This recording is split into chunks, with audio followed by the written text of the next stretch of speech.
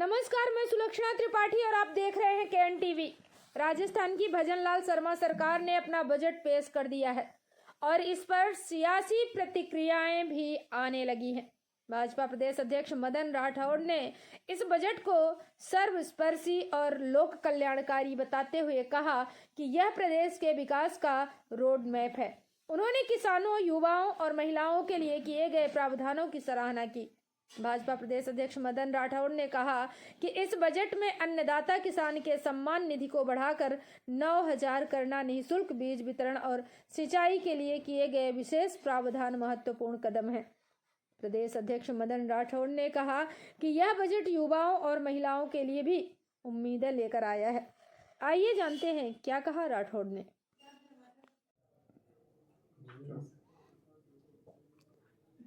आज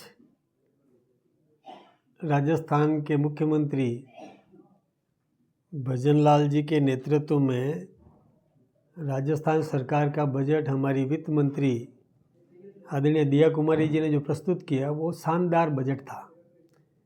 जनहितकारी और आम नागरिकों का ध्यान रखते हुए बजट बनाया गया। बहुत अच्छा बजट बनाया। किसानों को विशेष रूप से समर्पित बजट है। युवाओं को रोजगार दिलाने की दिशा में बहुत अच्छा बजट है। उद्यमियों के लिए भी बहुत लाभकारी बजट है।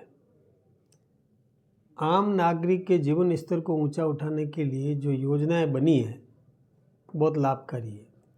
और किसानों की बात करें तो किसान सम्मान निधि में 6,000 तो केंद्र सरकार और 3,000 राजस्थान सरकार जोड़ करके 9,000 रुपया प्रति वर्ष देगी।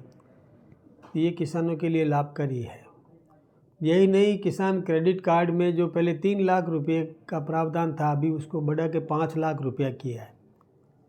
वैसे ही मिनिमम सपोर्ट प्राइस बढ़ाने की बात है, या किसान कोई जैविक खेती करे उसको प्रोत्साहित करने का काम किया है। और मैं सोचता हूँ कि ये भजनलाल जी का ही विज़न है कि कोई बैलों से खेती करे, उसको प्रोत्साहन देने के लिए 3,000 रुपया अनुदान देना, यानी सहायता देना, यानी उसको प्रोत्साहित करने का काम किया।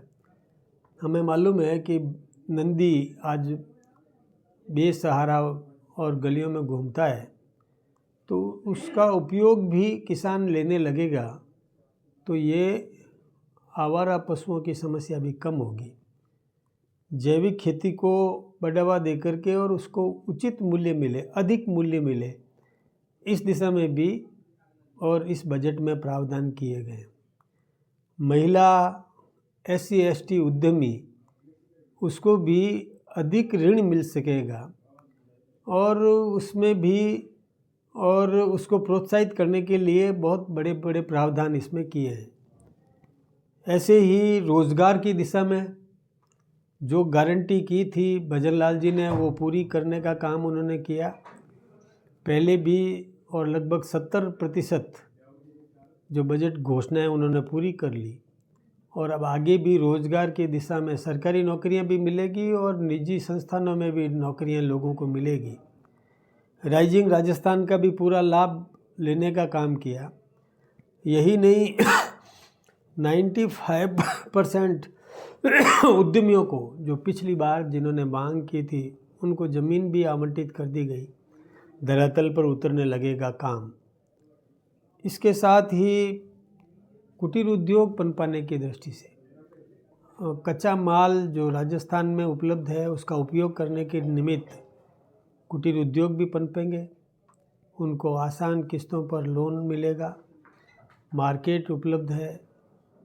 और भजनलाल जी ने जो सब से सलाह ली थी, चाहे व्यापारी हो, उद्यमी हो, कर्मचारी हो, मजदूर हो, चार्टर्ड अकाउंटेंट्स है, MLA, एक्स MLA, सबकी राय लेकर के और उनका समावेश करने की पूरी कोशिश की है।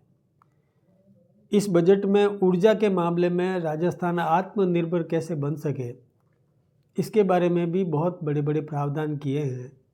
सोलर पैनल्स लगेंगे, उसमें सब्सिडी दी जाएगी, और जब घरों में सोलर पैनल्स लगेंगे तो बिजली घरों में लोग पैदा करेंगे सोलर से, तो निश्चित रूप से हम ऊर्जा के क्षेत्र में आत्मनिर्भर बन सकेंगे।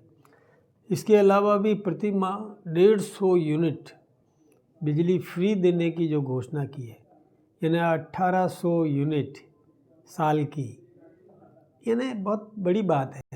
ये एक लाभकारी है। पानी के मामले में भी, चाहे जैसे ERCP में भी जो पैसा दिया वो टेंडर भी हो गए, काम भी शुरू हो गया। जो राम जल सेतु जो बनाया है, राजस्थान और मध्य प्रदेश का जो मिला करके जो पानी का उपयोग किस प्रकार से होगा राजस्थान में ERCP, और ऐसे ही हरियाणा से पानी मिलने लगेगा। ऐसे ही हम नर्मदा के पानी का भी पूरा उपयोग करेंगे ताकि राजस्थान के किसानों को पानी मिल सके, पेयजल की समस्या का समाधान होगा और किसान को भी खेत में पानी मिलेगा। इसके अलावा जो कच्चा माल है वो यहाँ उपयोग में आएगा। अब बाहर कच्चा माल नहीं भेजेंगे। पर्यटन की दृष्टि से जो अरावली पर्वत श्रेणियों में जो धार्मिक स्थल है या जो पर्यटन केंद्र बन सकते हैं, ऐसे स्थल है, उनका विकास करने का काम किया है। मंदिरों में भी उसका जीर्णोद्धार करना, उसका विकास करना, उसका उद्धार करना, उसको आकर्षक बनाना, उसको अच्छा बनाना, इस दिशा में भी धन देने की व्यवस्था की है। यहाँ तक कि पुजारियों को मानदेय भी 7,500 रुपया कर देना, ये राजस्थान सरकार की और भजन लाल जी की उपलब्धि मानी जाएगी। इस प्रकार का बजट देकर के चहुमुखी विकास निश्चित रूप से राजस्थान में होगा। मैं मुख्यमंत्री जी और वित्त मंत्री जी को बहुत बहुत धन्यवाद दूंगा कि आम नागरिक को मजबूत करने की दृष्टि से और किसान को भी समृद्ध करने की दृष्टि से कर्मचारी वर्ग का भी पूरा ध्यान रखा है। सभी वर्गों का, युवा का, महिला का, SC का, ST का, सभी वर्गों का, गरीब का उत्थान कैसे हो सकता है, उस दिशा में भी बहुत अच्छी योजनाएं दी है। मैं सोचता हूं कि ये बजट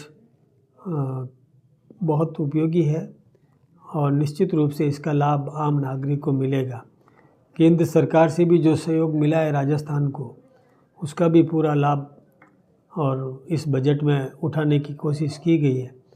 जो कलेक्शन होगा, GST कलेक्शंस, उन सब का भी उपयोग होगा। सड़कों के मामले में भी बहुत कुछ दिया है।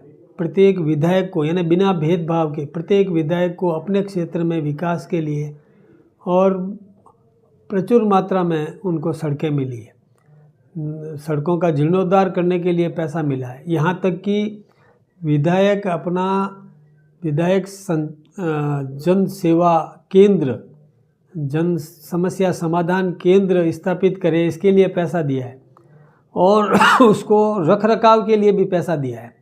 वहाँ मेंटेन करे विधायक बिना भेदभाव के, चाहे कांग्रेस का विधायक हो या BJP का विधायक हो, सभी को जन सुनवाई करने का अवसर मिले, उनको बैठने का स्थान मिले, इस प्रकार की व्यवस्था की है। मैं सोचता हूँ कि बहुत बढ़िया बजट है। इसका जितना धन्यवाद दिया जा सके, अभिवादन किया जा सके, करना चाहिए। विपक्ष आरोप लगाता है, विपक्ष को अपनी भूमिका निभाने का पूरा अधिकार तो है, लेकिन अच्छी बातों को तो स्वीकार करना ही चाहिए। केवल विरोध करना है इसलिए विरोध करे, ये ठीक बात नहीं है। मैं तो फिर से मुख्यमंत्री जी का धन्यवाद देना चाहूँगा।